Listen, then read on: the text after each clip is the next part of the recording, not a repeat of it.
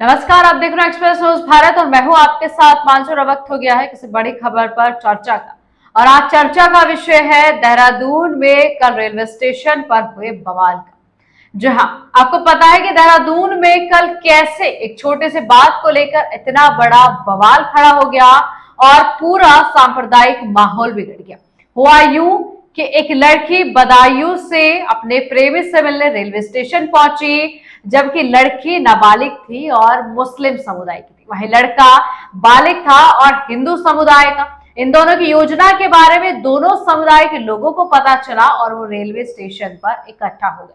उसके बाद फिर होना वही था कि फिर हिंदू और मुस्लिम विवाद शुरू हो गया। जिहादी के नारे लगने लगे और हिंदू के लोगों ने वहां बैठकर हनुमान चालीसा का पाठ करना शुरू कर दिया। जैसे जैसे देखते देखते माहौल तनावपूर्ण बढ़ गया और पत्थरबाजी होने लगी। पुलिस पर भी पत्थरबाजी का मामला सामने आया, जिसमें पुलिस ने कई लोगों पर मुकदमा भी दर्ज किया। लेकिन अब इसमें सोचने वाली बात यह है कि चलिए मान लिया जाए कि लड़की नाबालिग है, लेकिन अगर ये देखे जाए संविधान के हिसाब से तो ये उन दोनों को अधिकार देता है कि अगर आपके कुछ संबंध चल रहे हैं, पर्सनल संबंध चल रहे हैं, जैसे भी है आप मिल रहे हो, उसके बाद समुदाय का बीच में आ जाना और फिर माहौल को पूरा तनावपूर्ण बना देना, ये एक संदेश देता है कि अगर अपराध हो रहा है तो उसे संविधान के मुताबिक पुलिस प्रशासन देखेगा या न्यायिक प्रक्रिया देखेगी। इसमें धर्म कहां से बीच में आ जाता है, और इसे सबको लेके बहुत बड़ा बवाल हुआ। पुलिस भारी बल भी वहां पर तैनात कर दी गई, लोगों को गिरफ्तार भी किया गया और पत्थरबाजी भी जमकर हुई। 10 से ज्यादा अधिक वाहन भी तोड़े गए। इस तरीके का पूरा माहौल बनाकर बात सिर्फ एक बात पर अटक जाती है कि ये तो लव जिहादी का मामला चल रहा है और हिंदू धर्म और मुस्लिम धर्म, यानी कि फिर से वही सब होता है, हिंदू और मुस्लिम होना शुरू हो जाता है। इस बात को लेकर आज हम चर्चा करेंगे अपने डायरेक्टर इफ्तिखार त्यागी जी के साथ और उनसे जानेंगे कि असली प्रकरण क्या था, क्या फिर से क्या ये कोई साजिश है कि फिर से सांप्रदायिक माहौल बिगाड़ने की कोशिश की जा रही है देवभूमि में भी। ऐसे सब ढेर सारे सवालों का जवाब लेंगे हम अपने डायरेक्टर के साथ, लेकिन उससे पहले आप एक छोटी सी रिपोर्ट देखिए। इसमें देखिए, कल जो एक घटनाक्रम हुआ था, एक बालिका थी नाबालिग और एक युवक था जो रेलवे स्टेशन पर मिले थे और इसके बाद वहां पर कुछ लोग इकट्ठा हो गए थे। जब बाद में पता चला, जब आरपीएफ और जीआरपी की टीम वहां रेलवे स्टेशन पहुंची तो पता चला बालिका बदायूं से यहाँ पर आई थी और उसकी गुमशुदगी लिखी हुई नाबालिग है। इस संबंध में संबंधित थाने से बात की गई और वहां से पुलिस टीम रवाना हो गई थी। बालक बालिका को अलग बैठाया गया था, लेकिन कुछ संगठन के लोग और कुछ विभिन्न संप्रदाय के लोग वहां पर दोनों पक्षों के उसमें इकट्ठा हो गए, जबकि वो बालक और बालिका यहाँ से संबंधित नहीं थे और वो बदायूं का मैटर था। वहां पर एक गुमशुदगी भी दर्ज थी। इसी दौरान हॉट टॉक्स के दौरान वहां पर दो पक्षों के बीच में नारेबाजी हुई और उसमें पथराव की घटना हुई। जैसी तत्काल पुलिस को जीआरपी के माध्यम से सूचना मिली, पुलिस बल वहां पहुंचकर भीड़ को तितर बितर किया गया और साथ ही साथ जो वहां पर घटनाक्रम था उस संबंध में एक मुकदमा जो पुलिस की तरफ से पथराव और तोड़फोड़ का दर्ज कराया गया। अभी तक की प्राइमरी इन्वेस्टिगेशन में इसमें देखा गया कि बहुत सारे ऐसे लोग थे जो विभिन्न संगठनों से या संप्रदायों से जुड़े हुए थे, लेकिन बहुत सारे ऐसे तत्व थे जिनकी पहचान नहीं हो पा रही थी कि ये लोग कौन है और कहां से आए हैं। आज इसमें दोनों पक्षों के काफी सारे लोगों को हिरासत में लेकर पुलिस ने अलग अलग पूछताछ कर रही थी और वीडियो फुटेज दिखाकर ये जानकारी की जा रही थी कि ये जो अन्य जो व्यक्ति पथराव करने वाले लड़के हैं जो यहाँ पर हैं वो कौन लोग हैं, कहां से आए, अगर उनकी जान पहचान है या जानते हैं तो उनके संबंध में बताया जाए जिससे उनकी गिरफ्तारी की जा सके। इसी संबंध में पूछताछ के लिए करीब 10 से 12 लोगों को अलग अलग विभिन्न थानों में बैठा के पूछताछ जारी है।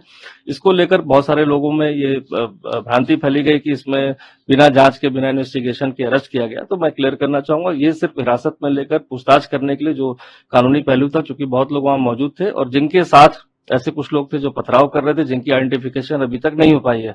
ये जानकारी करने के लिए ये कौन है, कहां से आए थे और क्या उद्देश्य था, इस संबंध में भी हमारी जानकारी और पूछताछ जो है चल रही है। सर, जिन लोगों से पूछताछ हो रही है, जिनको पुलिस ने अरेस्ट कर रखा है, उसको लेकर प्रदर्शन भी लगातार हो रहा है, जिससे आम जनता को भी सफर करना पड़ रहा है। उस पर आप किस तरह देखते हैं? देखिए, जिस तरह कल घटनाक्रम हुआ जिसका कोई संबंध देहरादून से नहीं था और एक नाबालिग बच्चे की गुमशुदगी से मैटर रिलेटेड था जो भी अन्य प्रांत से था, और जिस तरह से विभिन्न तरह के लोग वहां पर इकट्ठा होकर रात को एक बलवा करने का प्रयास किया गया, सांप्रदायिक रंग देने का प्रयास किया गया, इसी कारण मुकदमा लिखा गया। लेकिन जिस तरह से आज कुछ लोग इकट्ठा होकर इस गिरफ्तारी को लेकर विरोध प्रदर्शन कर रहे हैं, तो उनको मैं स्पष्ट करना चाहूंगा कि जिस तरह का कल घटनाक्रम हुआ, कोई बड़ी सांप्रदायिक घटना होती, उसको रोकने के लिए पुलिस ने जो तत्काल कार्रवाई करी, केस लिखा है और कोऑपरेट करें इसमें। अगर लगता है कि उनके किसी व्यक्ति द्वारा इसमें गलत काम नहीं किया गया, कुछ बाहरी व्यक्तियों द्वारा इसमें ऐसा किया गया है, तो उनकी पहचान करने में पुलिस की मदद करें, जिससे इस तरह के शरारती तत्वों को चिन्हित किया जा सके।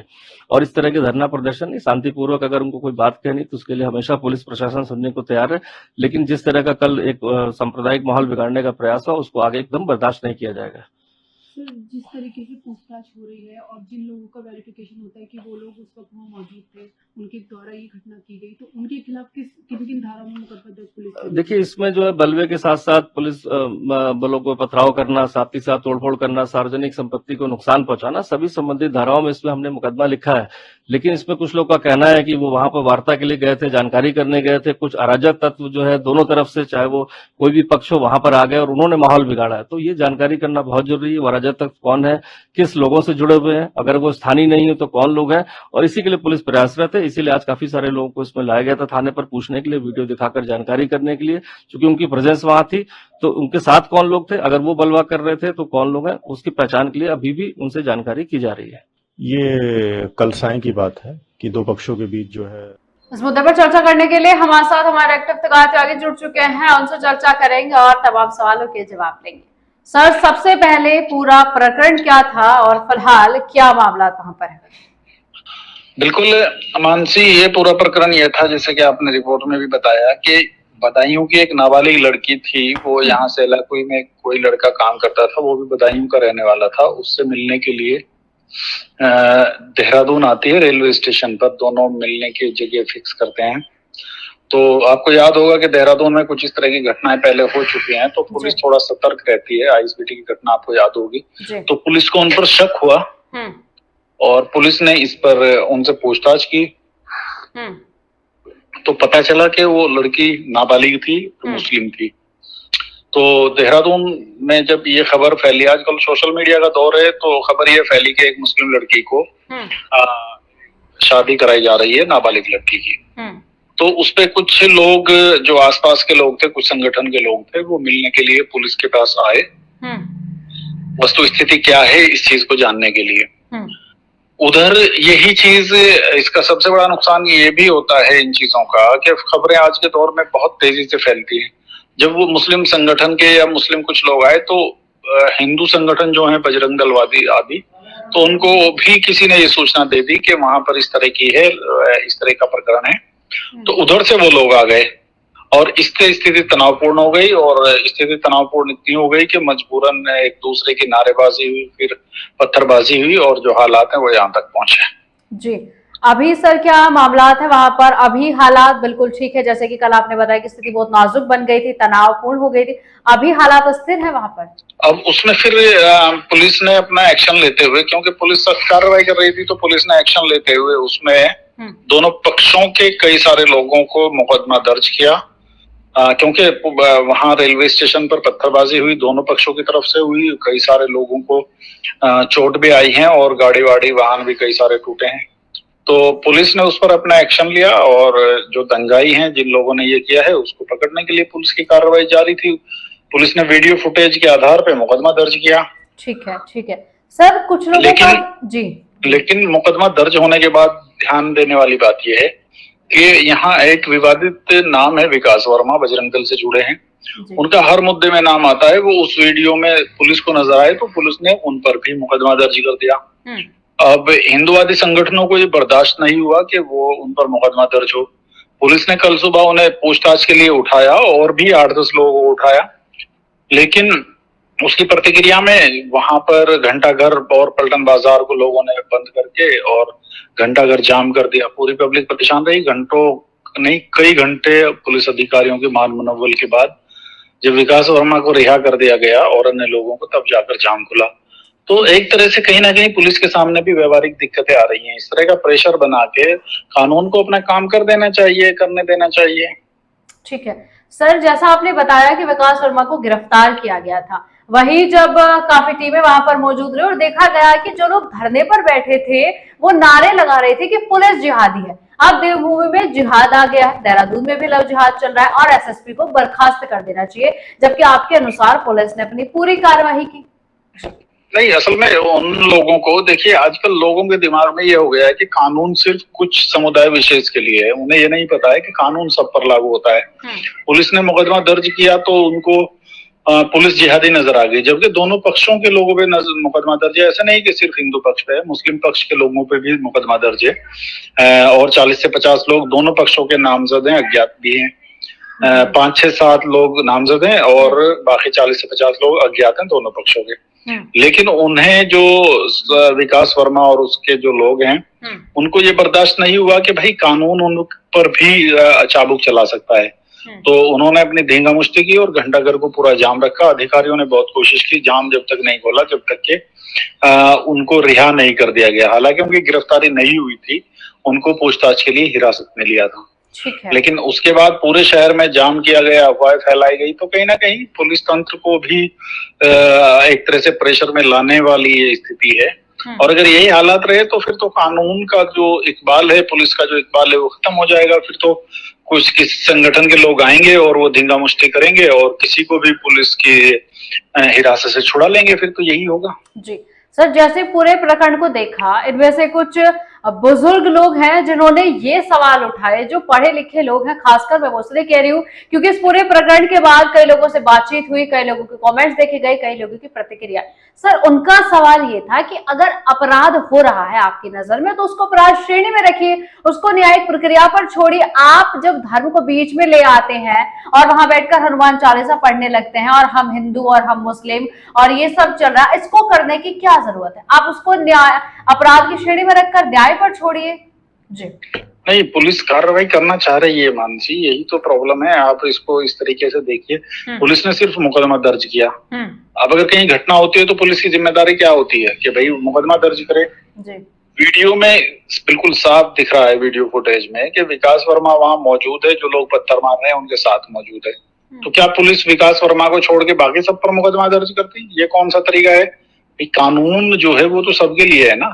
अगर विकास वर्मा इसमें नहीं इन्वॉल्व होंगे तो उनको पुलिस जांच में निकाल देगी, लेकिन पहले आप पुलिस को जांच तक तो आने दें। आप पुलिस पर इतना प्रेशर बनाएंगे, पुलिस को जिहादी बताएंगे, एक स्टेट की पुलिस है, आप उसको जिहादी बताएंगे, आप एसएसपी पर उंगली उठाएंगे, एसएसपी के खिलाफ आप कार्रवाई की मांग करेंगे, तो फिर कैसे पुलिस या प्रशासन कैसे कुछ कर पाएगा? आप तो लोकतंत्र नहीं, आप इसको लठतंत्र बनाना चाहते हैं। जी सर, बिल्कुल सर। एक सवाल और भी है जो मन में कई लोगों के खटक रहा है कि हनुमान चालीसा पढ़ने का क्या तर्क है? मतलब इसमें अध्यात्म कहाँ से बीच में आ जाता है? ऐसा था कि हनुमान चालीसा पढ़नी शुरू कर दी, हनुमान चालीसा पढ़ने का क्या तर्क? बिल्कुल बिल्कुल। अरे भाई, आज के दौर में सिर्फ इन लोगों ने एक तरीका है पुलिस को या प्रशासन को प्रेशर में लाने का कि वो किसी भी चीज को धार्मिक एंगल दे देते हैं। एक घटना जो इस प्रदेश की भी नहीं है, दोनों पक्ष इस प्रदेश से नहीं जुड़े हैं, दूसरे प्रदेश की घटना है, उसको लेके देहरादून जो प्रदेश की राजधानी है उसमें बवाल कराना कौन सी अकलमंदी है? ठीक है, मुकदमा दर्ज हो गया था तो मुकदमे में पुलिस का सहयोग करना चाहिए सभी पक्षों को। ये थोड़ी है कि आप पुलिस को प्रेशर बनाएंगे, आप कहेंगे एसपी का ट्रांसफर करो, आप ये करो, आप धार्मिक फुट दो, धार्मिक एंगल दो, आप हनुमान चालीसा पढ़ो। घंटाघर हनुमान चालीसा मंदिरों में पढ़ा जाता है, घंटाघर मंदिर थोड़ी है, वो तो सार्वजनिक जगह है। तो ये सब चीजें जो है कहीं ना कहीं इस तरफ इशारा करती हैं कि आप सिस्टम को ये दिखाना चाहते हो कि हम लोग ताकतवर हैं और हम जो चाहें, जैसे चाहें, जब चाहें कर सकते हैं। लेकिन नहीं, देश कानून और संविधान से चलता है, भावनाओं से, और आपके धार्मिक जो एजेंडा है उससे देश नहीं चलता है। ठीक है सर, आखिरी सवाल, क्या लगता है आपको अगर इस तरीके की चीजें चलती, जैसे आपने कहा कि इस तरीके से तो पुलिस प्रशासन प्रेशर में आ जाएगा, जिस तरीके के नारे वहां पर लगाए गए, अभी फिलहाल इस मामले पर आगे और क्या कार्रवाई होनी है? इस मामले को छोड़कर अगर इस तरीके की और भी कुछ चीजें देहरादून जैसे शहर में होती हैं तो किस तरीके से पुलिस पर सवाल ना उठे, इस तरीके से काम होने चाहिए? नहीं, देखिए, ऐसे लोगों को पीछे से बैकअप कौन करता है? देखिए, पुलिस तो अपनी जिम्मेदारी है वो पूरी करेगी। आप उसको जिहादी बताएं, आप उसको आतंकवादी बताएं, पुलिस की, क्योंकि पुलिस की जवाबदेही है कानून व्यवस्था मेंटेन करना।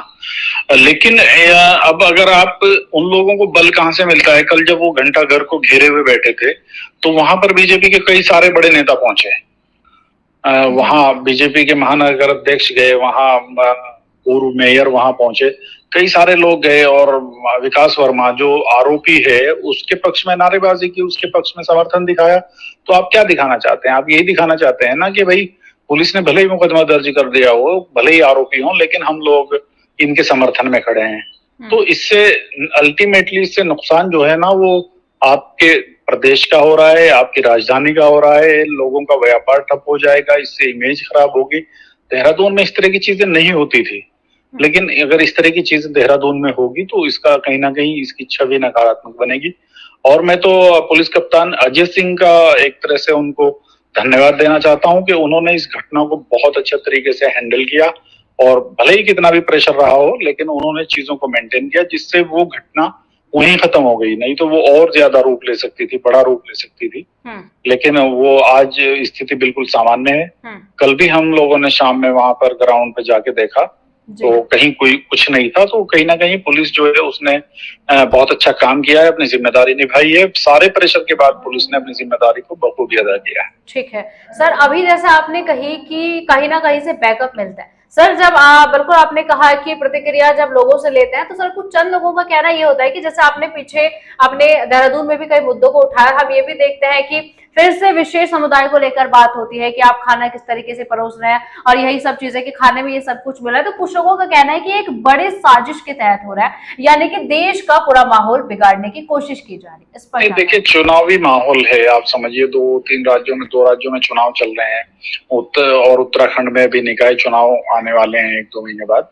तो ये इस तरह की चीजें चलेंगी। वर्ग विशेष क्या कहिए, बल्कि मुस्लिम्स को टारगेट किया जाएगा। लेकिन ये है कि इन चीजों से जो समझदार लोग हैं वो समझते हैं। रही बात खाने की, अभी आपको पता होगा परसों हमने एक खबर कराई थी तो वहां वो कढ़ी चावल में चूहा निकल गया और वो पलटन बाजार की ही बात है। तो ये सब चीजें जो हैं कहीं ना कहीं मायने रखती हैं। ये वर्ग विशेष की नहीं होती हैं। ये जो गलतियां हैं, हमने कितनी बड़ी कवरेज की थी लड्डू को लेकर। इस देश में आस्था के साथ कैसे खिलवाड़ होता है तो आपने देखा होगा कि यहाँ चर्बी वाले लड्डू सब लोगों को खिला दिए गए हैं बिना पता के। तो लेकिन टारगेट सिर्फ मुस्लिम्स को किया जाता है। मुस्लिम जूस वाला है, मुस्लिम सब्जी वाला है, मुस्लिम रोटी बनाने वाला है। टारगेट सिर्फ आप बताइए उसमें क्या कार्रवाई, कितने लोग जल गए? चर्बी वाले में कोई नहीं गया। अभी इंक्वायरी ये सब चीजें चलती रहेंगी। अभी कढ़ी चावल का जो मामला था परसों का, कुछ नहीं हुआ, उसमें थोड़ा सा विरोध हुआ लेकिन ना गिरफ्तार हुआ ना जेल गया। अगर यही कोई मुस्लिम होता तो तक मुकदमे लग जाते और जेल भेज देते। इसका मतलब सर कहा जा सकता है कि इसे वोट बांटने की राजनीति है कि आप हिंदू पक्ष को मुस्लिम पक्ष को कमजोर दिखाकर हिंदू का जो वोट है वो अपनी तरफ लेकर जा सकते हैं। बिल्कुल, लेकिन इसका नुकसान सबसे बड़ा यही है कि देश में लोकतांत्रिक एजेंसी जो है, लोकतांत्रिक जो संस्थाएं हैं, अगर वो मजबूत नहीं होंगी तो कहीं ना कहीं हम सबको नुकसान होगा। इसलिए पुलिस को, प्रशासन को, कानून को अपना काम करने देना चाहिए। और जो घटनाएं बाहर की हैं, इस प्रदेश की भी नहीं है, उसको लेके अपने प्रदेश में तनाव करना, अपने प्रदेश में माहौल खराब करना, ये कहीं की भी अक्लमंदी नहीं है। ठीक है सर, बहुत शुक्रिया आपका हमारे साथ जुड़ने के लिए और तमाम जानकारी साझा करने के लिए। हमने हमारे डायरेक्टर विकास त्यागी से बात की और तमाम सवालों के जवाब लेने का प्रयास किया और सभी सवालों के जवाब हमें मिले और पूरा प्रकरण आपको बताया, जिसमें सबसे बड़ी बात तो निकलकर ये आती है कि अपराध को अपराध की श्रेणी में रखा जाए। दूसरा, आप धार्मिक मामला उसमें जोड़ देते हैं, हनुमान चालीसा पढ़ना शुरू कर देते हैं, जिससे कि प्रदेश की पुलिस पर भी कितना प्रेशर था। आप देखिए, जब प्रदेश की पुलिस को कल जिहादी कहा गया, बर्खास्त करो के नारे लगाए गए, यानी कि पुलिस को खदेड़ो, इस तरीके के नारे लगाए गए, तो ये पुलिस यानी कि कानून व्यवस्था को किस तरीके से कटघरे में खड़ा होने का या कटघरे में लाने का काम करता है। अपराध को अपराध की श्रेणी के तरीके से न्यायिक प्रक्रिया चलानी चाहिए, मुकदमा होना चाहिए या फिर आगे कार्रवाई होनी चाहिए। ये नहीं कि सांप्रदायिक माहौल बिगाड़ने के लिए आप हनुमान चालीसा पढ़ना शुरू कर देंगे या फिर और तमाम तरह की चीजें करना शुरू कर देंगे। लेकिन फिलहाल इस मुद्दे को लेकर मामला अभी पूरा सामान्य, स्थिति अभी सामान्य बनी हुई है। नाबालिग लड़की को उसके परिजनों के हाथों सुपुर्द कर दिया गया है, यानी कि अब मामला फिलहाल के लिए शांत करा दिया गया है। लेकिन फिर कानून प्रेशर में है और कानून व्यवस्था पर सवाल भी इस तरह की घटनाओं के बाद उठाए जाते हैं। अब फिलहाल इस मुद्दे को लेकर जो भी अपडेट होगी वो भी हम आपसे साझा करेंगे। तब तक के लिए देखते रहिए एक्सप्रेस न्यूज़ भारत।